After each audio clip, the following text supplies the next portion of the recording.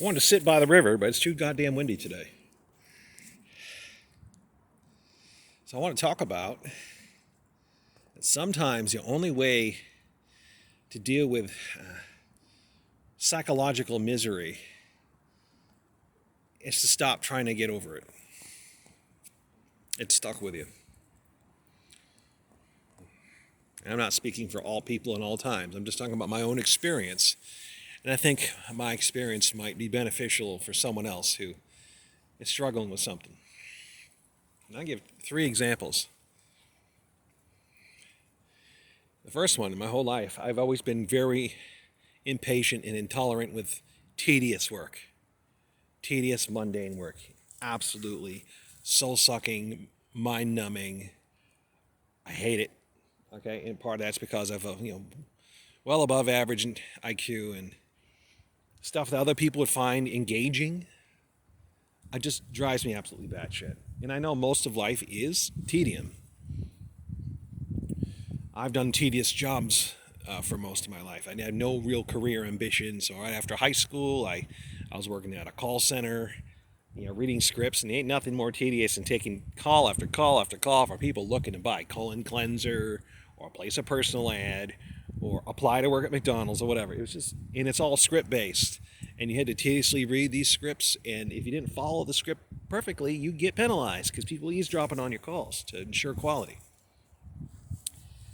And I've worked as a data entry person for a health insurance company. I have done various temporary jobs, doing light industrial work and light and some office work too. I have worked as an exterminator. That's the closest thing I've ever had to a career. Even that, as much as I preferred that, because at least the money was good and I had some degree of autonomy, that was tedious as fuck for the most part. I've worked as a janitor multiple times. In fact, whenever I need extra cash, I've take weekend janitor work and use that to help pay off my debts.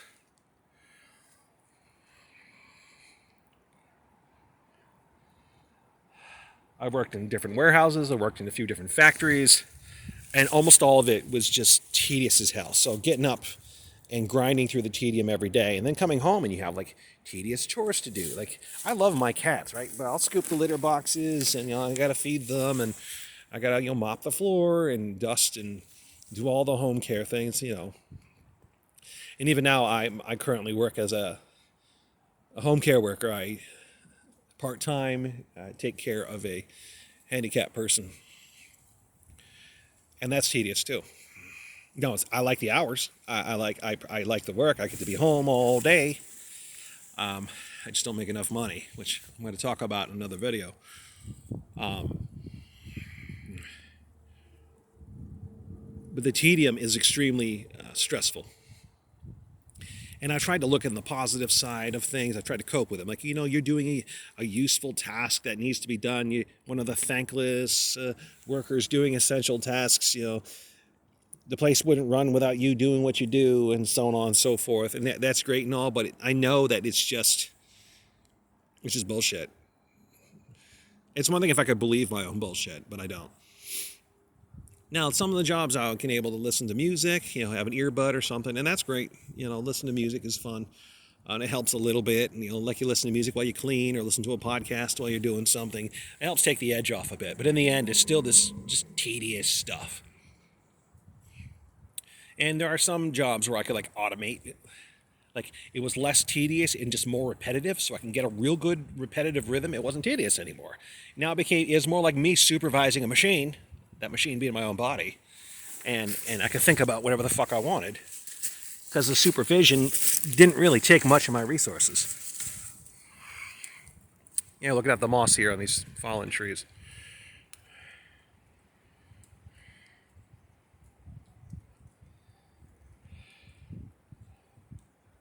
And so I learned through that there's really nothing I can do that'll stop me from being miserable when I'm doing tedious work and dealing with tedious tasks.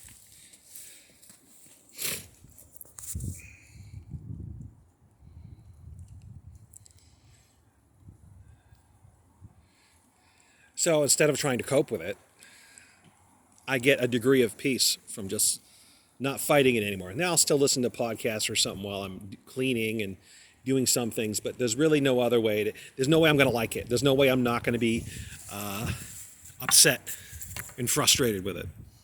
So I just have to be frustrated and upset and impatient because I can't get any better. The second one is I'm afraid of dogs. I have been attacked by 2 large dogs in the past couple of years. And no, I did not try to touch a dog I shouldn't have. I didn't try to touch any dog. They're both unprovoked. One came out of somebody's house and one was walking down the street. And the first one tore me up. I had stitches in my hand. And the second one, I managed to fight him off. But now I have this fear of dogs. And I try to talk to myself, these were dogs these are particularly nasty dogs. They had owners who didn't train them. The owners were poorly trained or anxious, and that kind of rubbed off on them. And not all dogs are like that. And there's dogs I know to be friendly, but I'm now afraid of them now because they could tear me apart. And like there's a very nice lady gives me a horse poop from my garden, and I go over there with a couple totes to shovel it, and she had a big dog. And I recently went over there, and her dog came down to greet me, and it was barking loud. And this thing has big jowls. It could tear me apart if it wanted to. And I realized, yes, the bark was probably just announcing there's a visitor, so Mama can come over and, decide what to do about the visitor. But I couldn't get out of my car. He's right next to my driver's side door, and if I got out, I felt like he was going to attack me. So I got out through the passenger side, and I made sure my hands were tucked in my armpits and lifted up so he couldn't jump up and grab my hand. And then the nice lady came out, she called the dog away, and I was able to do my work. I collected the horse poop, and even then the dog, when I was picking up the second tote full of poop, it took a nip at me. It was like a playful nip, but he was probably trying to get my shirt or something or whatever, but it could have turned into an aggressive thrashing. Because he could feel my fear. And you're not supposed to feel fear, you're supposed to stand your ground, be confident, but I can't feel that. In fact, the only thing that gives me peace, where I don't feel afraid of a large dog, is to visualize all the different ways I could kill the dog. Now, it's obscene, but I do get, the fear is gone, and it's like an oily, disgusting serenity. Like I'm the predator and not the prey. And I think about, what objects in my environment could I beat this dog with? Can I, I'm not going to go into the details of it. It's obscene as hell. It's not a very nice thought place to be in, but it is the only thing that takes the fear away, and I hate it.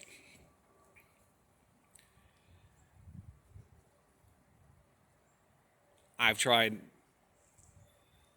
anything else I can think of under the sun to try to not be afraid of dogs, and thinking of peaceful things and fluffy bunnies and all that, and it doesn't work. The only thing that works is this obscene visualization of dog murder. And I don't like visualizing that. I don't like hurting animals. I didn't even like having to fight off the dog that attacked me the second time. And there we go. Now, my third misery, if you will, is part of, I have a small dog that I help take care of who has diabetes. I have to give him his insulin shot every day.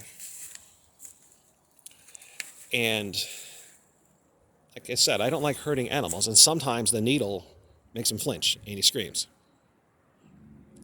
And I also am supposed to try to test his blood sugar, which means I have to take a Lancet device and then go up to his ear and stab his ear with it and take a drop of blood and test it.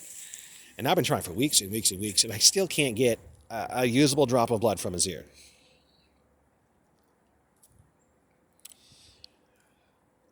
But the thing does hurt. It does prick his ear, and he does not like it. And I try to tell myself, I'm not actually harming the dog. I'm helping him to function by giving him the insulin he needs so he can process his blood sugar. And if his blood sugar is correct, he's not going to be peeing all over the floor. And he's not stressing out his kidneys, which means he'll live longer. And that way the owner of the dog has their best friend to live longer than it otherwise would, because his dog was just out of control. With his blood sugar. So every day in the morning I wake up, and shortly thereafter I go to give dog its insulin, and I feel this horrific kind of dread.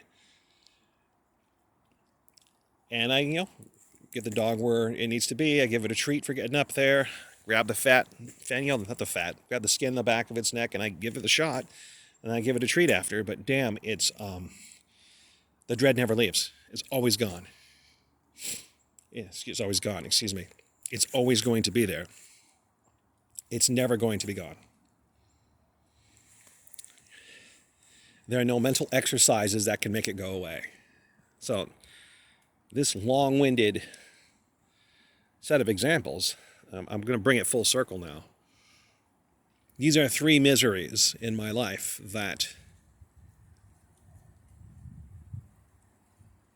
I cannot get past.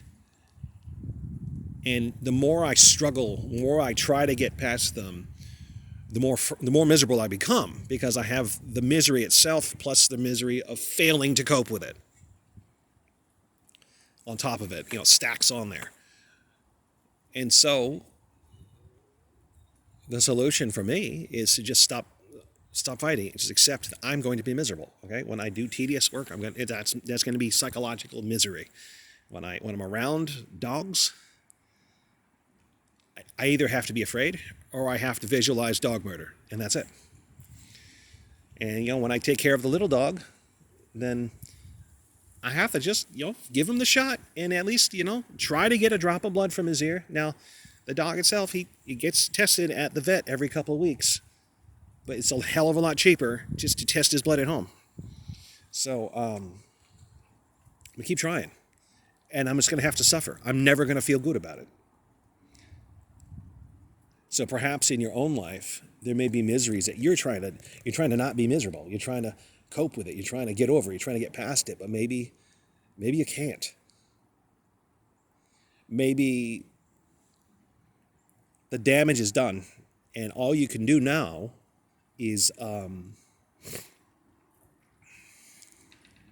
just live with it.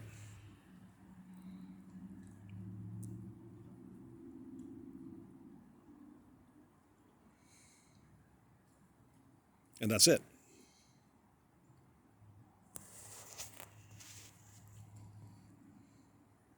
Thank you for listening.